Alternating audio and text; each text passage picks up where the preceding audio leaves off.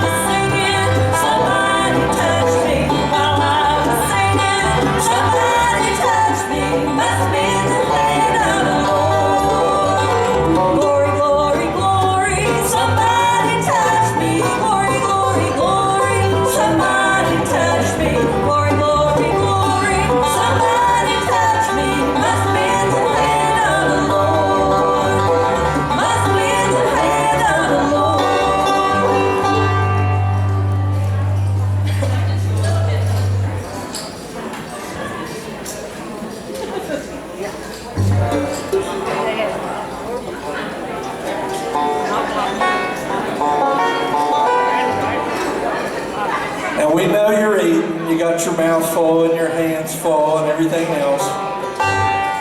But hopefully you enjoyed some of that gospel music. We're going to do a little bluegrass for you. Otherwise known as secular music.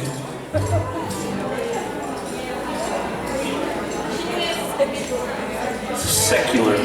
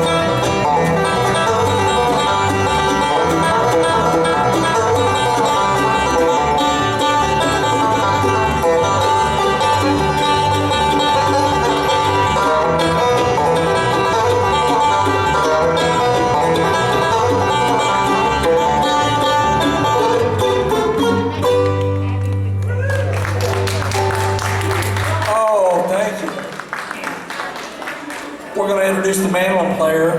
He drove all the way from over Madison. Yep. The Twin Cities, I like to call them, Danville and Madison. Yep, he covers them both, Danville and Madison. He's a great mandolin player, former West Virginia state champion. Please make him welcome Brandon Shuping.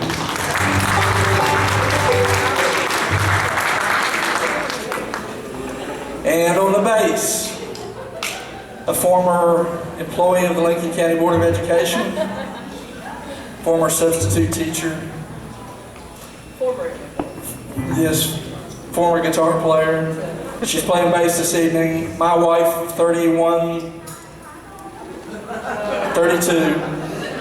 It's 32 till August. 32 years. My musical partner, 31. From Trace Creek, Valerie Gaypart. And our speaker of the evening, you'll soon see, and the guitar player. Wait a minute, please. Yeah, I don't hear the guitar. Turn me down. Is that Something there? no signal, so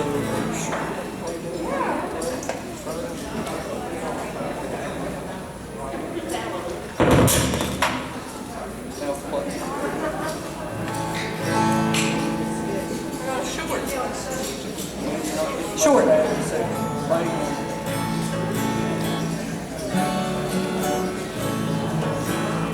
So guitar batteries.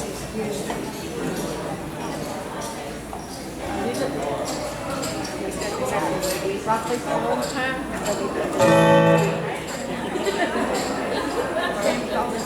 There's a volume knob on that guitar. Lord, you should have never told her that. Yeah, that's for sure. We're gonna turn it back down.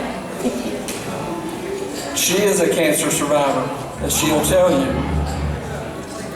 My sister, also from Trace Creek, Kathy Basham.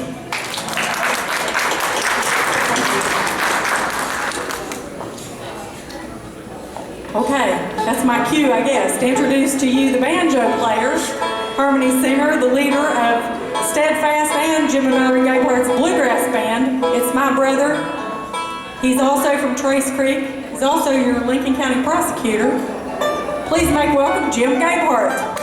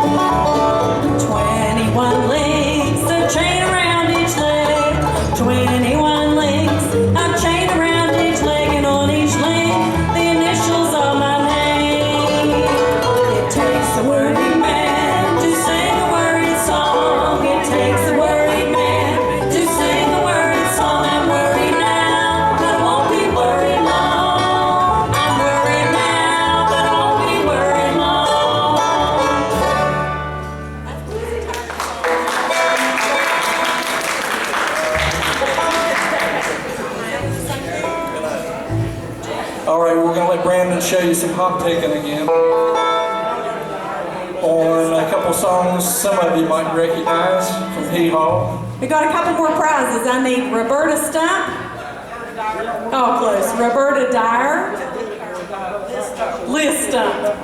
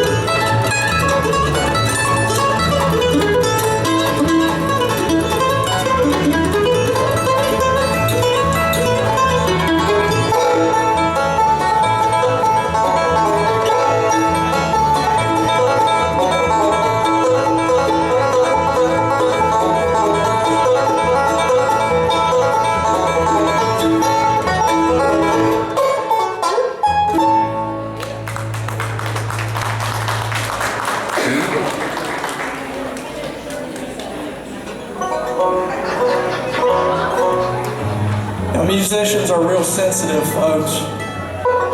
But it wouldn't hurt our feelings one bit if you take one of those CDs home with you. We'll take one out, Jim. All right. That is some of the music that we... Good job. Thank you. That's some of the music we've recorded over the years. Our latest CD is just out since January. It's got a lot of great music on it. But we're going to reach back and do an oldie, but goodie, that I think maybe the Carter family may have done, called Curly Headed Baby.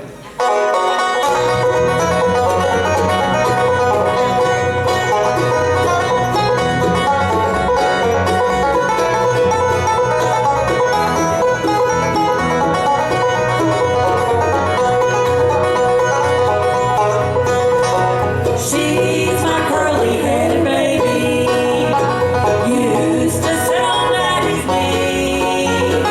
She's my curly-headed baby, she's from sunny Tennessee.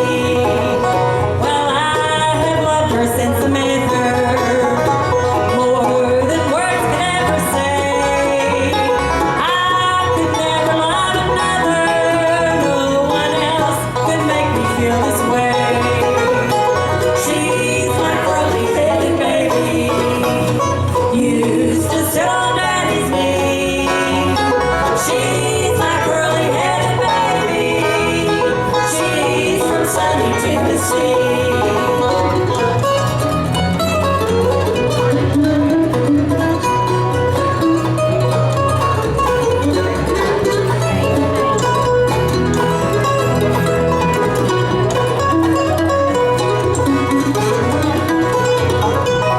Let me tell you about some women. I can tell you how they'll do. Oh, they wanna be hanging on your shoulder and be flirting with some other too. She's my curly-headed baby, used to sit on daddy's knee. She's my curly-headed baby, she's from sunny Tennessee.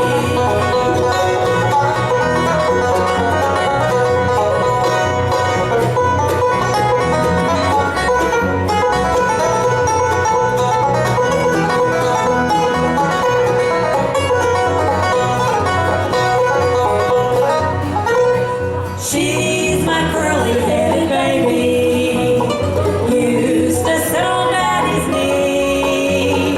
She's my curly-headed baby, she's from sunny Tennessee.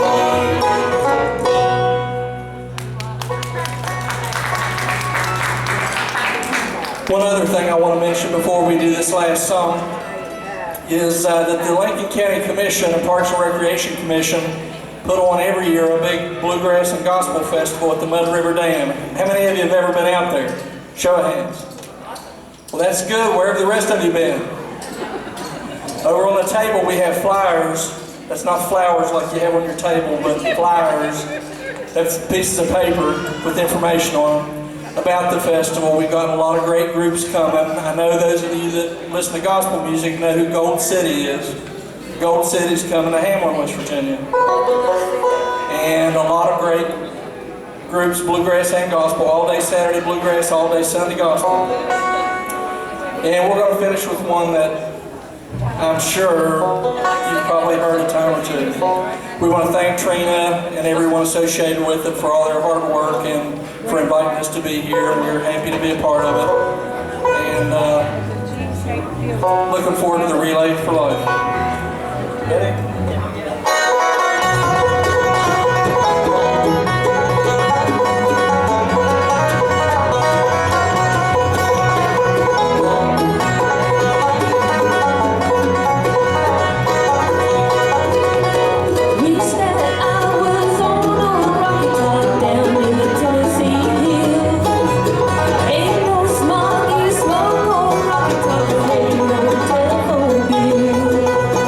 Once I had a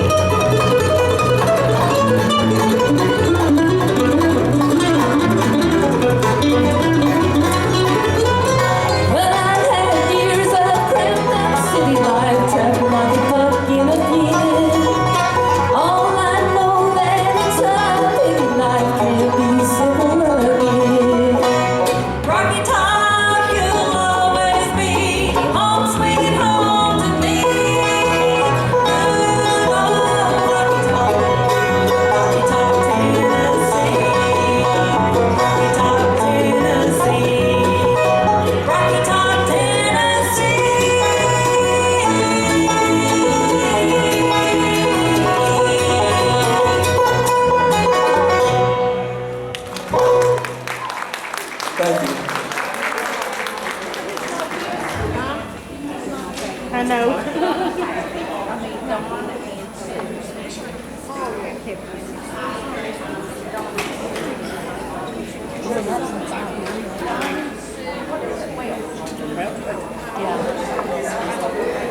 I have a few more door prizes to give away. Sheila Payton, Charlotte Roy,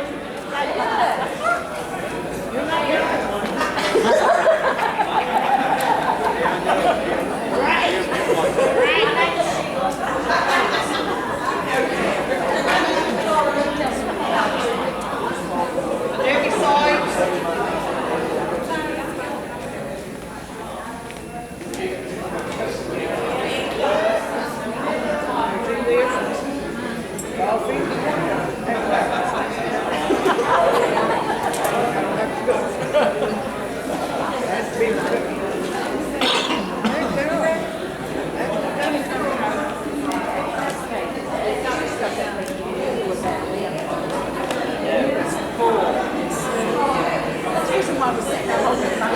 I want to introduce you to Kathy Basham. She is a breast cancer survivor. She was diagnosed shortly before I was, right after I was. So she came and spoke at one of our meetings, and she done such a great job, we've invited her back to the survivor dinner. So I want to welcome Kathy Basham. Thank you. Trina said she wanted me to speak for about, I think, an hour and 20 minutes. And I said, ain't nobody got time for that. Really, I know y'all got better things to do than sit and listen to me. The first thing that runs through your mind when somebody asks you to speak is, what could I possibly say? What would I have to say that would interest you all? I don't have any degrees, I don't have any certifications, I don't have any specializations. There ain't nothing special about me except I'm filled with Jesus, and that makes me special. I don't have any unusual knowledge. Y'all can Google all the breast cancer or whatever kind of cancer statistics you want, you know. But I do know about me, and I love to talk. Anybody that knows me knows I love to talk, so what a perfect opportunity for me to be able to talk about myself this evening. I told you, first of all, I told you what I'm not, so I'll tell you a little about what I am. I am a cancer survivor, obviously. February the 10th, 2014 was what I refer to as my 2-year cancerversary. More than a cancer survivor, I'm a wife, mother, sister, daughter, grandmother, and a child of the Most High God. I'm really thankful to live in a place where I can acknowledge Jesus as my Lord and Savior, because without Him, I'm nothing. In Him, I find peace and healing and hope. 2 of my dad's siblings and all of my mom's sisters had passed away from cancer by the time I was 14 years old. So I'm almost 55. And I grew up with the dread of cancer. Just the mere mention of the word cancer was a death sentence. Thank God that is not the case anymore. Just look around you this evening and you'll see. I don't know a lot of you, but I know that some of you all have been cancer survivors for a lot of years. Even so, I was shocked and devastated when I got the diagnosis, invasive ductal carcinoma. It was following a routine mammogram for me, so I remind everybody, take care of yourself.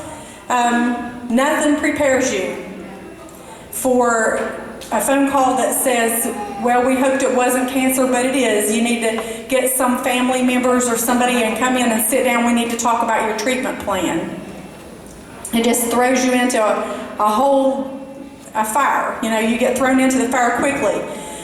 One of the things I always say is you don't get to pick what happens to you, but you get to pick how you react to it. After the initial shock, I immediately said, I'm not going to let cancer steal my joy, and I'm not going to live my life in fear. I want to walk in the calling that God has on my life, and I got things to do. So, and it was really an opportunity for me to practice what I preach, or, you know, put up or shut up, so they say, you know, to live my faith. I would be lying, though, if I didn't say that I do have some fear and some worry, because every time you get a new pain or a new symptom or side effect, you wonder, is it back? But I don't live in constant fear, because every second you do, cancer is winning. Cancer is a mind, body, and spiritual changer. I said I don't know a lot of stuff, but I know practical things, and I can just tell you I put together a top 10 list of things that helped me. Top 10 things for being a cancer survivor. Number one is get in tune with your body and learn all you can. Knowledge is power. You need to learn when you get diagnosed. You need to learn all about your disease and symptoms and side effects and all that kind of stuff. You need to have a good support team. I know a lot of you all, when I look around, I know a lot of you all are caregivers and support, and I applaud you all and appreciate you all being here with your cancer survivors this evening. Embrace medicine. I mean, it's one of the things that God has given us. It's modern day healing. And we are fortunate in this area to have Charleston and Huntington close by with great cancer treatment facilities. I know there's some of you all may have had to travel for treatment, but the protocol for breast cancer is the same in Huntington and Charleston as it is at Duke. So I was happy to be able to stay home and have the support of my family and friends while I was going through the tough times. Get counseling if you need it. Support groups are great. My gory details, my symptoms, my side effects would be different than yours, but it does help to know that others get it, that others understand and that they care. So connect in with somebody who understands. Eat right and exercise. Just do what you can do. Whatever, you know, if you can't do a big fitness program, you can get up out of the chair, hopefully. Choose life. That's one of my big mottos now. Choose life. As I was putting together my notes, I got to thinking about how even when you're going through a really tough time, you can reach out to others. And one person that came to my mind was Gilda. I was hoping she was going to be here this evening. Do y'all know Gilda? Okay, you know, she uses what she's going through as a platform to love on others and encourage others and lift others up. So that's what I'm talking about. Just look around you. There's always someone worse off than you. And my worst days were better than some people's best days. I love music, obviously, you know. Play music, sing music, listen to music. It's healing. Take a nap. It's a good thing. Sometimes we just need to rest and allow God to heal our bodies. Find mindful activities is another one. I like jigsaw puzzles, but I've heard that Candy Crush can crush an anxious or sad thought. Stay away from the news. That's another one. Self-righteous people, abusers, and negative influences. Just don't tolerate people that bring you down. You need folks that are going to encourage and lift you up. Live without regret. That's my big one. What if you had a heart attack or blew an aneurysm? Or what if you found out that you were full of cancer? You know, we also know that some will lose this battle with cancer. Unless Jesus comes soon, death is a door that we're all going to go through. We lost my mother-in-law to lung cancer at a young age in 1989. We participated in Relay for Life events in her memory. But then 2 years ago, 3 months after my bilateral mastectomy, I walked the survivor's lap here in Hamlin. My daughter Jamie drugged me and made me do it. I cried the whole way around. I'm emotional anyway, but nothing could have prepared me for the flood of emotion as our community cheered on the survivors as we passed by. I was born and raised in South Charleston. I moved to Hamlin in 1988. I grew up in church and had family. We had good neighbors. But when I moved to Hamlin, I really realized what a sense of community was, you know, a small rural community. you all really know how to love. I got the flu the first winter that I lived here, and my mom, of course, came to my aid, a working mom with 3 kids, so my mom's here in the house cleaning and fixing me soup or whatever. But I can hear people in the kitchen, and I said, who is that? Who is in there? You know, I'm in my pajamas and I'm sick. She's like, oh, it's just some people from the church. They brought food and they're mopping. See, my mom naturally came to me, but I was really surprised by somebody else mopping my floor and bringing me soup when I had the flu. We go and sing all the time at little churches, creek churches, and I tell people all the time, you know, do your job, you have a job to do, you have work to do, and people are always telling me, I don't have any talent, I don't know what to do, and I say, can you mop? It don't take a lot of special talent to stay after a meeting and stack up chairs or wash dishes or whatever. You know, that was Shelby Graham that mopped my kitchen that morning 25, 26 years ago, and I never got over that. I never forgot it. She made a difference in my life. She loved me and she showed me how to love other people. It still blesses me, that act. So love is key, and it's what motivates you to do what you do. It's what motivates me to do what I do, I'll put it that way. You can say you love, but if you really love, you're going to do something. You're going to show it. So first of all, I want to thank all of you all who do what you do for Relay. Relay in Lincoln County has been amazing the past couple of years, and I know a lot of hard work goes into it. If you think it doesn't matter, just look around.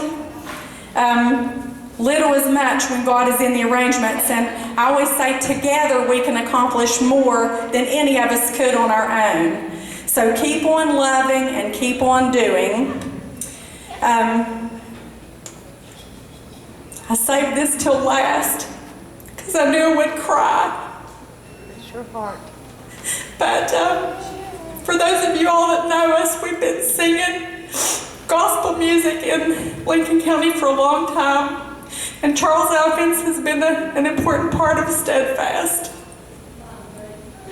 I was really hoping he'd be here tonight to sing with us because this was going to be his first year as a cancer survivor.